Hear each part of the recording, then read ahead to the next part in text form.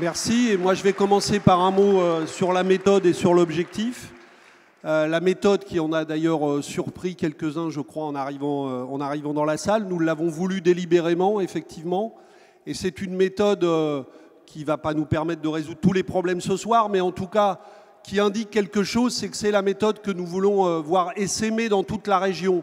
Une méthode qui donne la parole à tout le monde, qui donne du pouvoir à tout le monde et qui puisse nous permettre d'avancer ensemble. C'est une méthode qui unit à partir de ce que nous sommes les uns et les autres. Nous, on nomme ça la fabrique coopérative, il y a d'autres noms, peu importe le nom.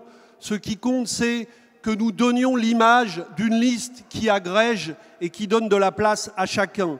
Et donc ce soir, pour moi, de ce point de vue-là, puisqu'on était, d'après ce qu'on me dit, plus d'1 millier à participer à cette soirée, eh ben, c'est un beau lancement, il faut le faire savoir, parce que peut-être d'autres ne nous aideront pas à le médiatiser beaucoup, donc c'est à nous de faire le bouche à oreille nécessaire. La deuxième chose que je veux dire sur l'objectif, et Caroline l'a dit tout à l'heure, je veux le souligner, les régionales sont importantes, parce qu'on vient de voter, parce que c'est l'élection qui précède les échéances politiques, mais aussi parce qu'on vient de voter au Parlement, enfin nous ne l'avons pas voté, nous, mais une loi qui donne beaucoup plus de pouvoir aux régions. Et il faut savoir au service de qui et de quoi vont être ces pouvoirs. Donc nous ne pouvons pas passer à côté de cette échéance. Et comme cette échéance, je le rappelle quand même, parce que c'est peut-être utile de se le dire, elle est très proche, parce que le 6 décembre c'est très proche, il nous reste beaucoup de choses à faire pour construire une liste de 230 candidats sur l'Île-de-France. Donc moi je crois qu'il faut qu'on considère tous que ce soir, ce n'est pas juste une réunion pour se croiser et se parler, c'est le lancement de notre campagne, parce que la méthode fait partie aussi de notre campagne. Donc nous sommes aujourd'hui là pour prendre un engagement les uns et les autres, c'est que nous allons faire une magnifique liste tous ensemble. La deuxième chose que je veux dire sur l'objectif, c'est que moi, je pense que notre objectif, ça a été dit aussi, c'est de rendre l'espoir. Et cet espoir, je pense qu'en Île-de-France, il est possible. Mais je voudrais parler d'une personne dont il n'a pas été question, parce que j'entends parler de beaucoup de choses. Mais d'abord, nous ne voulons pas de Pécresse à la tête de la région. Quelqu'un à la table où j'étais a parlé du monde universitaire et de la recherche, et dans la région, ça compte. Eux savent très bien de quoi on parle. Or, aujourd'hui, si nous ne faisons rien, eh bien, Pécresse dirigera la région le 13 décembre. Parce que ça, ce n'est pas un danger illusoire, c'est un danger qui est tout près de nous. Et même, j'ajoute, la droite et l'extrême droite, si nous ne faisons rien, peut diriger les 13 régions françaises. Donc, nous avons une responsabilité de nous mêler de ça. Et notre premier objectif, il est clair, il est indissociable du deuxième dont je vais parler, c'est pas de Pécresse à la tête de la région. Et ceux qui, comme moi, étaient conseillers régionaux, savent très bien de quoi on parle, parce que nous l'avons eu en face de nous sur tous les sujets, sans aucune exception, à chaque fois que nous avons voulu avancer. Mais l'autre chose que nous savons, c'est que si notre liste, ou celle qu'on va essayer de construire tous ensemble, ne fait pas une percée électorale majeure dans cette élection, eh bien nous ne ferons pas le poids, effectivement, face aux politiques d'austérité. Et ces batailles, si nous pesons lourd, peuvent payer. Je veux dire sur la zone unique, dont tout le monde se réjouit, qu'aux dernières régionales, nous étions la seule liste à proposer deux choses, la zone unique au tarif de la zone 1 et 2 et l'augmentation du versement transport pour le permettre. Et il a fallu 5 ans pour l'obtenir. Et sans la proposition d'augmentation du versement transport que nous avons finalement obtenue, il n'y aurait pas eu la zone unique. Eh bien, si notre liste, elle est très haute, ce genre puisqu'on parlait de choses concrètes, ce genre de choses concrètes, et là c'est des concrètes pour des millions de gens dans la région, elles deviendront effectivement possibles. Et c'est ça l'objectif de la liste.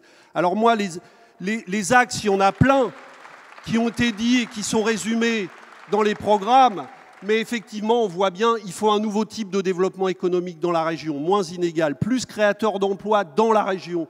Moi, l'autre jour, je discutais de ça, y compris sur la question agricole dans la région de l'alimentation, en signant la charte du réseau Île-de-France des AMAP. Mais c'est vrai sur beaucoup d'autres questions. On veut un développement créateur d'emplois et réducteur d'inégalités. On ne veut pas des zones touristiques généralisées. C'est le débat sur le travail du dimanche en ce moment. Nous, on ne veut pas d'une région faite pour du consumérisme touristique. On veut une région qui soit faite pour les gens qui y habitent. Ensuite, on veut du développement de services publics. On pourrait citer l'éducation, la culture, le logement. Marc a très bien parlé en faisant parler la voix des cheminots, qui sont importants dans cette région aussi, a très bien parlé de la question des transports et du fret. Il a raison de le dire. Sans développement du fret, et pour le moment, il n'y a rien qui est mis sur la table sur ça, rien de sérieux, eh bien, il n'y a aucune chance de lutter, de faire reculer la pollution en matière de transport en Ile-de-France. L'autre jour, j'étais dans le Val-de-Marne, on était sur le pont entre Créteil et Maisons-Alfort, on s'est amusé à compter les camions qui passent, 100 camions toutes les 10 minutes. Pas des petits camions, pas des camionnettes, des semi-remorques énormes, 100 toutes les 10 minutes. Eh bien, si on ne s'attaque pas à ce problème en développant le fret ferroviaire, il n'y a aucune solution. Mais c'est vrai aussi sur la santé, qui n'est peut-être pas une compétence régionale, mais là aussi, comme le disait quelqu'un à ma table, eh bien, nous voulons proposer un contrepoids démocratique aux ARS, parce qu'il faut que les citoyens et les élus se mêlent de ça. Ça ne peut pas être le seul pouvoir des ARS. Et la dernière chose que je veux dire, c'est que, parce que je pourrais développer sur les questions de programme, on a tous beaucoup d'idées là-dessus, et on peut faire un très beau projet partagé. C'est sur notre liste, puisque ça a été dit. Pour réussir, qu'est-ce qu'il faut faire? Pour moi, des choses assez simples. Il faut faire de notre liste une liste de convergence. Nous ne demandons pas de passeport pour entrer dans notre liste. Il y a beaucoup de batailles en Ile-de-France. Il faut que ceux qui les mènent aient leur place dans la liste, y compris avec des candidats, par exemple sur les OIN ou sur d'autres choses. Il y a beaucoup de collectifs citoyens qui existent. On doit leur proposer, pas seulement de nous soutenir, d'être candidats, et de partager avec nous la construction de cette liste. Et ce qui est vrai pour les citoyens, l'est pour les formations politiques, Europe Écologie Les Verts ou d'autres. Il y a des gens qui disaient tout à l'heure à ma table, moi j'ai quitté il y a quelque temps le Parti Socialiste et j'ai envie de participer à cette liste. Il y en a beaucoup dans l'Île-de-France. Il faut que tous ces gens trouvent leur place dans notre liste. Donc notre liste doit être une liste de convergence. Pour qu'elle le soit, c'est la deuxième chose, il faut additionner. Il faut additionner du commun, bien sûr, beaucoup de commun, et je pense qu'on peut en avoir, mais il faudra additionner des différences. Personne parmi nous pourra prétendre représenter tout le monde sur cette liste. Donc, il faut additionner aussi des différences.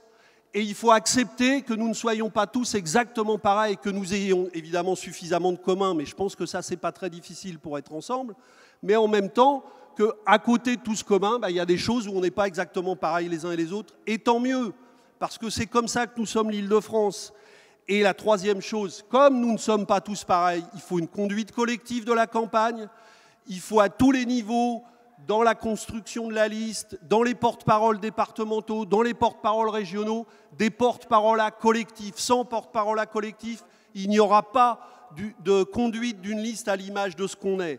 Et enfin, la dernière chose, puisqu'on parle justement de notre capacité à rénover la politique, moi je crois qu'on peut avoir un objectif simple, c'est que je connais les élus régionaux sortants des deux listes du Front de gauche, je connais les élus, puisque j'en étais un, il y en a beaucoup qui ne vont pas se représenter. Moi, nous pouvons élire le groupe le plus jeune et le plus renouvelé de toute l'Île-de-France. Et ça... Et moi, je prends les paris avec tout le monde. Si nous réussissons à construire cette liste et si nous allons tous au bout de nos objectifs et si on met tous notre énergie à porter cette voie-là, à l'arrivée, j'en suis certain et je suis prêt à en faire la démonstration, je n'ai pas le temps de la faire là, que nous serons et de loin le groupe le plus jeune et le plus renouvelé de toute l'Île-de-France.